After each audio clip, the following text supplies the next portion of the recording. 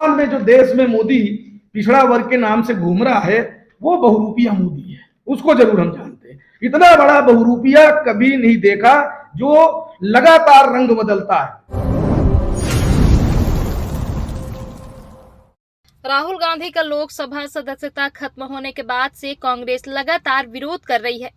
पूर्व मंत्री कमलेश्वर पटेल ने राहुल गांधी मामले पर भारतीय जनता पार्टी पर आरोप लगाते हुए प्रधानमंत्री नरेंद्र मोदी को बहुरूपिया ठहराते हुए कहा कि लगातार रंग बदलते हैं, देश की जनता को मूर्ख बनाते हैं, जो इनके खिलाफ आवाज उठाता है उसे पहले डराते हैं और फिर उस पर गलत कार्रवाई करते हैं।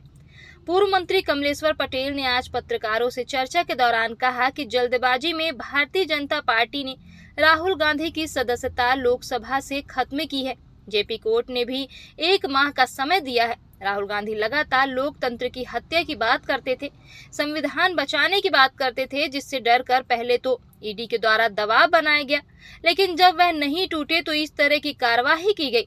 राहुल गांधी देश के लिए लगातार सरकार से सवाल करते रहे। राहुल गांधी ने लोकसभा में भी मर्यादित तरीके से अपनी बात रखी थी। उन्होंने देश में भ्रष्टाचार को लेकर सरकार से सवाल किए थे। नीरव मोदी जैसे घोटालेबाज लोगों पर यह सरकार कोई कार्रवाई नहीं करती। पिछड़ा वर्ग के नाम से एक मोदी देश में घूम रहा है जो बहुरूपिया है, लगातार रंग बदल रहा है और देश की जनता को गुमराह कर रहा है। देश के लोगों से कई वादे किए लेकिन आज तक एक भी काम नहीं हुए। उन्होंने कहा पिछड़ा वर्ग के साथी संभल जाएं, सतर्क हो जाएं, क्योंकि उन्हें पिछड़ा वर्ग का मुखौटा लगाकर ठगने का काम किया जा रहा है। यह पिछड़ा वर्ग हितैषी नहीं है। उन्होंने आरक्षण दिया और ना ही सरकारी नौकरी। उन्होंने कहा जो इनसे सवाल करते हैं वह उनकी फाइल बनाते हैं और फिर डराते हैं। मायावती अब नहीं दिखती हैं, यह लुटेरे हैं, पूरे देश को लूटने का काम कर रहे हैं। अर्थव्यवस्था चौपट कर दी है, राजनीति खत्म कर दी है, संविधान भी बेच डाला है। अब हम सबको मिलकर लड़ने की जरूरत है। जी में आज एक बड़े महत्वपूर्ण विषय पे हम चर्चा करने के लिए उपस्थित हुए हैं और हम समझते हैं आज भारत देश में ही नहीं बल्कि पूरे विश्व में जो घटनाक्रम घटा है उसके बारे में आज चर्चा हो रही है। जिस तरह से माननीय राहुल गांधी जी की लोकसभा से सदस्यता जल्दबाजी में ख़त्म की गई है और जिस तरह से जल्दबाजी में ही हम कहेंगे कि 2 साल के लिए बहुत पुराने मैटर में उनको जो सज़ा सुनाई गई और जबकि माननीय न्यायालय का ये निर्देश भी था कि 1 महीने तक का समय भी दिया था, पर क्योंकि मोदी जी हैं तो सब मुमकिन है। आज जो राहुल जी लोकतंत्र की हत्या की बात करते थे, संविधान बचाने की बात करते थे और उसको लेके एक बहुत लंबी यात्रा भी निकाली थी, पर जो शंका जाहिर सब करते थे, आज कई राजनीतिक दलों के नेताओं के ऊपर तो इस तरह की कार्रवाई हुई थी।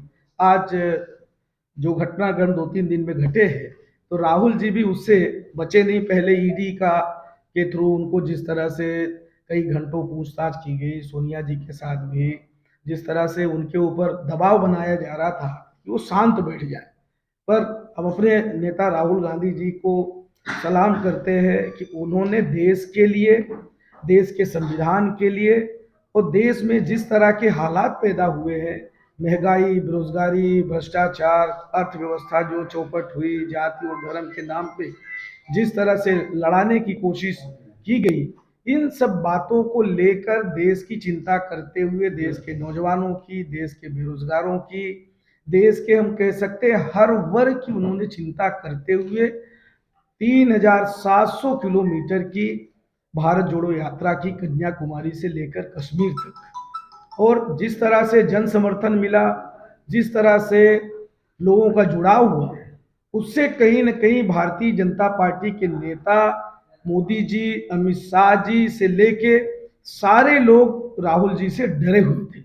और राहुल जी ने लोकसभा में जिस तरह से अभिभाषण पे चर्चा में पार्टी का पक्ष रखा और जिस तरह से सरकार पर तथ्यात्मक आरोप लगाए, उन आरोपों से सरकार और मोदी जी इतने डरे हुए थे कि राहुल जी के ऊपर अनर्गल बयानबाजी करके, अनर्गल आरोप लगाकर, विदेश यात्रा में भी राहुल जी ने कोई भी ऐसा भारत का अपमान नहीं किया था जबकि आप सबने भी वीडियो क्लिपिंग देखी होगी, मोदी जी ने किस तरह से भारत देश का अपमान किया था, किस तरह की टिप्पणियां की थी, आप सबने भी देखा होगा। पर राहुल जी ने मर्यादित तरीके से ही लोकसभा में भी अपनी बात कही थी। जिस तरह से उन्होंने आरोप लगाए थे 20,000 करोड़ का जो निवेश कहां से आया, पैसा अडानी के खाते में कहां से आया, अडानी बोलते हमें पता नहीं है। तो ये कौन इसके लिए जिम्मेदार है? 20,000 करोड़ रुपया छोटा अमाउंट नहीं होता है। उसके अलावा जो LIC है, LIC के अलावा और बैंकों के पैसा किस तरह से करोड़ों लाखों करोड़ रुपए एक व्यक्ति को दे दिए जाते हैं। LIC इतनी महत्वपूर्ण संस्था है। हमारा गरीब से गरीब व्यक्ति अगर निवेश करना चाहता है किसी इंश्योरेंस कंपनी में तो LIC को प्राथमिकता देता है। पर जहां लोन देने लेने की कोई प्रावधान ही नहीं है, वहां का पैसा लाखों करोड़ रुपए किसी एक उद्योगपति को दे दिया जाता है। ऐसे महत्वपूर्ण विषय राहुल जी ने लोकसभा में उठाए थे। यहां तक कि उन्होंने तथ्यों के साथ ये भी बात उठाई थी कि जहां जहां मोदी जी के विदेश यात्रा हुई थी वहां अडानी जी और उनके मित्र मंडली साथ में मोदी जी के जाते थे और लौट के आते थे। और उधर दूसरी तरफ अडानी जी का अन्य साथियों का व्यापार वहां शुरू हो जाता था। उनने तथ्यात्मक और पूरी एविडेंस के साथ लोकसभा में बात कही थी और उन्होंने कहा था हम एविडेंस देते हैं। और लोकसभा अध्यक्ष के सामने भी जब विदेश से आने के बाद जिस तरह से 3 मंत्रियों ने उनके ऊपर व्यक्तिगत आरोप लगाए थे, वो लगातार कोशिश करते रहे कि लोकसभा में उनकी बात सुनी जाए कि उनने क्या बोला है, क्या आरोप लगाया है, उनके पास क्या एविडेंस है। लिखित में भी लोकसभा अध्यक्ष जी को दिया था, पर उनकी किसी बात पे सुनवाई नहीं हुई। और लोकसभा में राहुल जी की बात आ नहीं जाए तो सत्ता पक्ष के लोग लगातार सदन को चलने नहीं दिया। ये देश के लिए दुर्भाग्यपूर्ण वातावरण तैयार किया। ऐसा कभी हुआ नहीं था। सत्ता के लोग सत्र को चलाने के लिए पैरवी करते हैं, विपक्ष के लोगों की बात मानते हैं, पर दुर्भाग्य है हमारे भारत देश का और हमारे भारतीय संविधान को कैसे खत्म करने की जो कोशिश की जा रही है, जो हमारी व्यवस्थाएं हैं किस तरह से खत्म करने की कोशिश की जा रही है, ये जीता जागता उदाहरण है।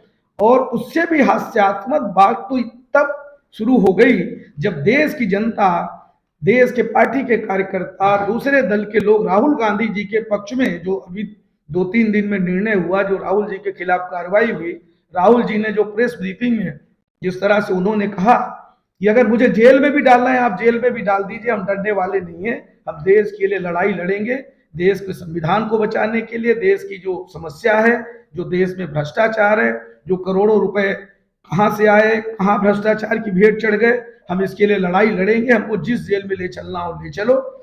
उस बात से बौखला कर किस तरह की बातें करना शुरू कर दी है, वो बड़ा चिंता का विषय है।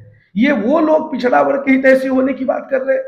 ये वो लोग हैं जिन्होंने मंडल कमीशन के बदले में कमंडल यात्रा शुरू की थी आडवाणी जी के नेतृत्व में। ये वो लोग हैं जो बीपी सिंह ने मंडल आयोग गठन किया था। बीपी सिंह की कुर्सी प्रधानमंत्री पद से किसने गिरवाया था? किसने गिराया था? यही भाजपा के लोग थे, यही RSS के लोग थे, उसमें मोदी भी थे, सारे लोग थे। और आज अपने आप को हितैषी बता रहे। मध्य प्रदेश में 27% पिछड़ा वर्ग को आरक्षण 2003 में दिग्विजय सिंह ने दिया था। 18 साल से इनकी सरकार है। पहले ये हाई कोर्ट में चला मैटर, 2014 में हाई कोर्ट में जब खत्म होता है, आरक्षण खत्म होता है, इतने साल इनने पैरवी नहीं की, 10-11 साल इनने पैरवी नहीं की। और जब खत्म होता है तो सुप्रीम कोर्ट में अपील क्यों नहीं की सरकार ने, अगर इनका अच्छी मंशा थी?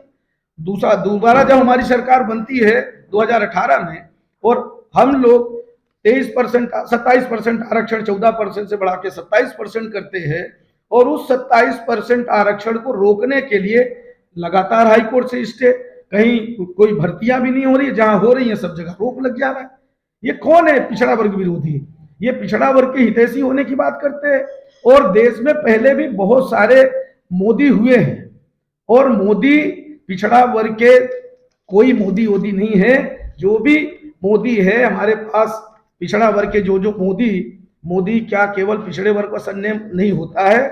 1949 से लेकर 1950 और इस पे हमारे जो राष्ट्रीय स्तर के जो हमारे वरिष्ठ नेता हैं ये अपनी बात समय आने पे करेंगे। और थोड़ा बहुत जो बैक फुट पे जाते हैं, जो अभी एक तरह से क्या कहेंगे, अभी जो माहौल है और जिस तरह का अभी राजनीतिक आतंक है, इससे बचने के लिए लोग थोड़ा बैकफुट पे जाते हैं, क्योंकि उनकी मजबूरी है, कम नंबर लग गया है। मायावती जी दिखाई दे रही क्या? पता नहीं कहाँ चली गई, कहाँ किसको, जो अच्छा काम करता है, या हमारे यहाँ भी जो सरकार गई है इसकी तह में जाएंगे, कभी निकलेगा मामला कि किस तरह क्यों गए। तो सबकी फाइल तैयार करते हैं, डराते हैं, जेल में डालने की धमकी देते हैं, लोग डर जाते हैं, विपक्ष को खत्म कर दे रहे हैं। कोशिश है, पर अब खत्म होने वाला नहीं है। हमारे नेता खड़े हैं और खड़े हो गए हैं, और इनसे डरपोक ज्यादा कोई है भी नहीं। आपको हम बता रहे हैं कि मोदी जी से, अमित शाह से डरपोक पूरे देश में कोई राजनीतिक नहीं है। ये लुटेरे हैं, पूरे देश को लूटने का काम कर रहे हैं, पूरे देश की अर्थव्यवस्था चौपट कर दी, पूरे देश की राजनीति खत्म कर दी, पूरे देश की संवैधानिक संस्थाओं को बेच दिया। ये हमारे देश के लिए बहुत बड़ा खतरा है। इसके लिए हम सबको मिलकर लड़ना पड़ेगा। कहीं न कहीं कब किसका नंबर किसका लग गया, एक से बड़े बड़े रिपोर्टर जो सच बोलते थे आज बेचारे यूट्यूबर हो गए, वो उनको भी बड़ी बड़ी एजेंसियां छोड़नी पड़ी, या तो अडानी ने खरीद लिया या अंबानी ने खरीद लिया। आज कहाँ पहुंच गए? जो चौथा स्तंभ था जिससे सब डरते थे, अधिकारी हो, राजनेता हो, संवैधानिक संस्थाएं हो, एक वही तो संस्था थी जो सबको दिशा दिखाते थे, सबको क्वेश्चन मार्क लगाते थे, सही समय समय पर सबका आकलन करते थे। आज वो डरे सहमे हैं। जो मुखर प्रवक्ता थे, वो जो मुखर हमारे रिपोर्टर थे, आज देखिए उनकी क्या स्थिति है। 2-4 अभी गिने चुने हैं सामने, बाकी तो जो निर्देश हो जाता है वही पालन करते हैं। वर्तमान में जो देश में मोदी पिछड़ा वर्ग के नाम से घूम रहा है, वो बहुरूपिया मोदी है, उसको जरूर हम जानते हैं। इतना बड़ा बहुरूपिया कभी नहीं देखा, जो लगातार रंग बदलता है, लगातार देश की जनता को गुमराह करने का काम किए, और लगातार रंग बदल के अच्छे दिन का नारा दिया था, 15 लाख रुपए खाते में डालने की बात कही थी, काला धन लाने की बात कही थी, 2 करोड़ प्रतिवर्ष बेरोजगारों को रोजगार देने की बात कही थी, महंगाई आधी करने की बात कही थी, किसानों की आय दोगुनी करने की बात कही थी। एक भी कोई काम नहीं किया, बल्कि पूरे देश की अर्थव्यवस्था चौपट कर दी, कोरोना में लोगों की जानें ले ली।